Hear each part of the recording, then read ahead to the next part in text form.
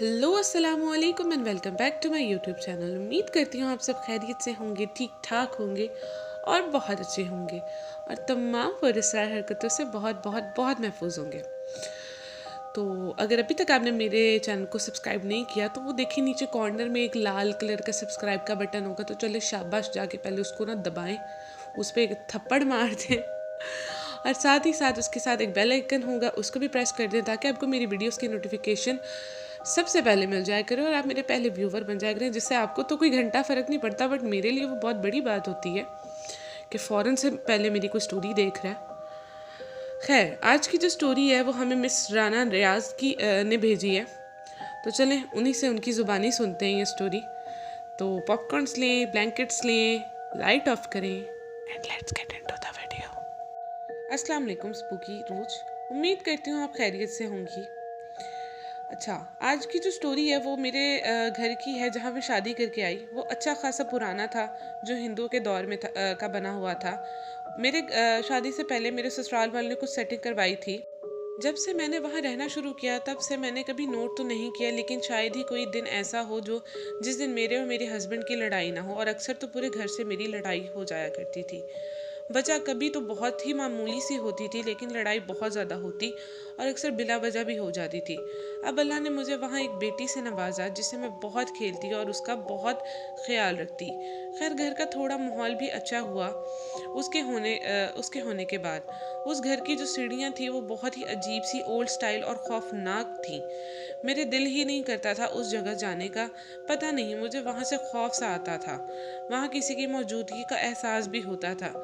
वहाँ से मैं काफ़ी बार डरी, लेकिन जब भी घर में किसी को बताया तो वो लोग लड़ाई करते हैं कि तुझे ही ऐसा लगता है, हम पागल हैं जो यहाँ 40 साल से ज़्यादा से रह रहे हैं। मैं कुछ बोलती तो मुझे डांटते और कभी कभी तो मेरे हस्बैंड से मुझे मार भी पड़ जाती। वहाँ जो भी मसला था या कुछ और कि मेरे और मेरे हस्बैंड को कभी करीब नहीं हो पाते। जब भी मामलात होने लगते तभी कुछ ना कुछ हो जाता, या मुझे गुस्सा आ जाता, या उनका अचानक से कोई बात बुरी लग जाती। जो भी होता वो मेरे घर और उनके ससुराल में ही पॉसिबल होता। अब मेरी एक और बेबी होने वाला था। सब बहुत खुश थे, हत्ता कि डॉक्टर भी फैमिली की थी, उसने बता दिया कि बेटा बेटा है। सबकी खुशी में और इजाफा हो गया, लेकिन बच्चा हालांकि सब ठीक था फिर भी प्री मेच्योर हुआ और कुछ दिन जिंदा रहने के बाद वो अल्लाह को प्यारा हो गया। अब मैं रूम में अकेली रो रही थी कि एक आंटी पता नहीं कहाँ से आई और मुझे उसने हौसला दिया। उनके हाथ बहुत गर्म थे, ऐसा लग रहा था कि उनके हाथों में से आग निकल रही है। खैर, मैं गम में थी, मुझे ज़्यादा दिल ना किया किसी से बात करने का। अल्लाह का करम फिर हुआ, मुझसे फिर से दोबारा से खुशखबरी आई, लेकिन दोबारा ऐसा ही हुआ। रूम में जब अकेली रो रही थी मैंने खुद ही सबको भगा दिया कि कोई ना मेरे पास आए। सब घर वाले भी इस बात को समझ गए कि बेचारी गम में है, तो उन सब ने भी मुझे अकेला छोड़ दिया। अब मैं अकेली रूम में थी और रूम बंद था, लेकिन फिर से वही लेडी आई और उसने मुझे चुप करवाया। मैं कहा, आप कहाँ से आई हैं? उसने मुझे हौसला दिया और अच्छे खासे हाथ गर्म थे कि मुझे ऐसा लगा जैसे उसके हाथों में आग लगी हो।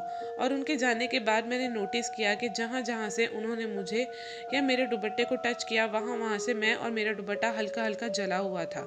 मैं बहुत परेशान हुई, लेकिन बेटे के गम में भूल गई और मैंने घर वालों को भी नहीं पूछा कि कौन थी वो और वो क्यों आई थी, कि लड़ाई ही होनी है, उनकी कोई जानने वाली होगी। और अब इसी साल की बात है, कुछ माह पहले ही मैंने अब थर्ड बेबी को भी खो दिया। वो आंटी दोबारा आई, लेकिन इस बार को मेरी कज़न ने भी देखा और ये भी देखा कि वहाँ उन सीढ़ियों में कोई औरत पिंक लिबास में बैठी हंस रही है। मेरी कज़न ने भी उसको देखा और पूछा, कौन हो, इधर क्या कर रही हो?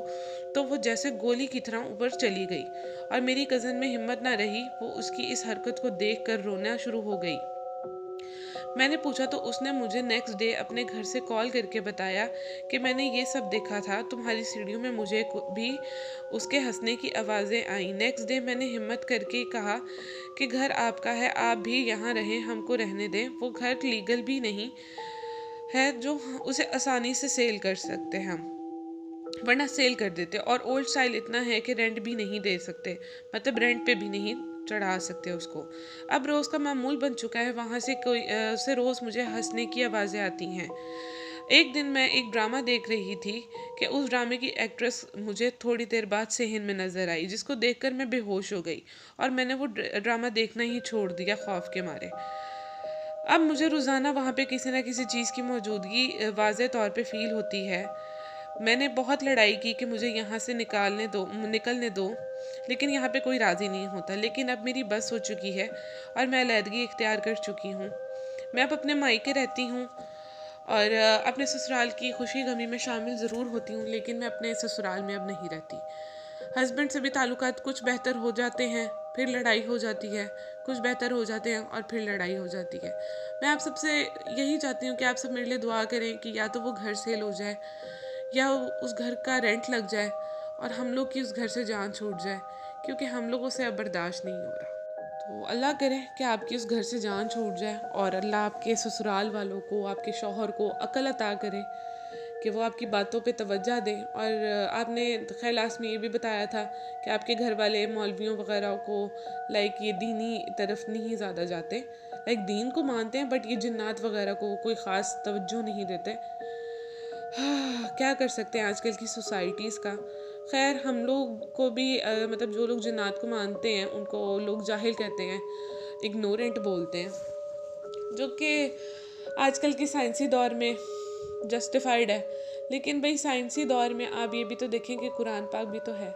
कुरान पाक ने जितनी भी बातें आज तक कही हैं वो हकीकत हुई हैं, हकीकत में साबित हुई हैं। जो 1400 साल पहले उन्होंने कुरान पाक ने हमें चीज़ें बताई थी, आज वो चीज़ें पूरी हो रही हैं और साइंटिस्ट भी इस बात पे मानते हैं कि इन सब की पेशन गोई कुरान पाक ने बहुत पहले कर दी थी, 1400 साल पहले कर दी थी।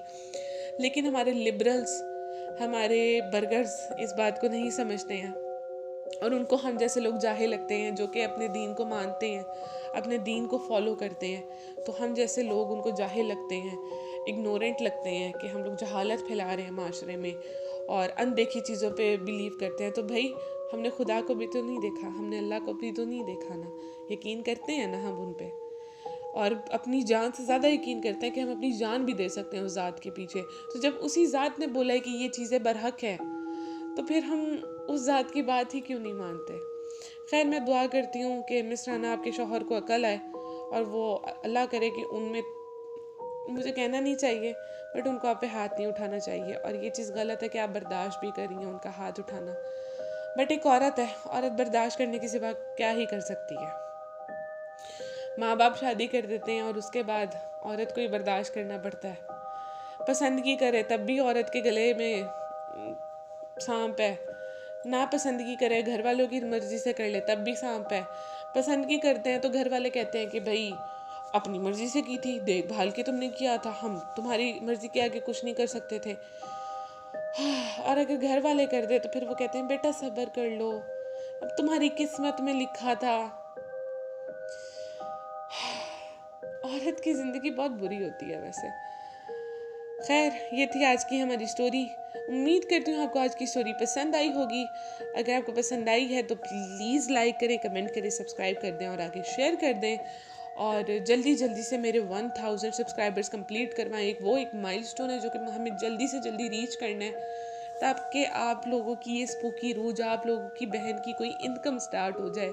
ठीक है, तो जल्दी जल्दी से मेरे माइलस्टोन को आप लोग रीच करवाएं और अपना बहुत ख्याल रखें एंड इस तरह की तमाम पुरस्कार हरकतों से बहुत महफूज रहें। अल्लाह हाफिज़।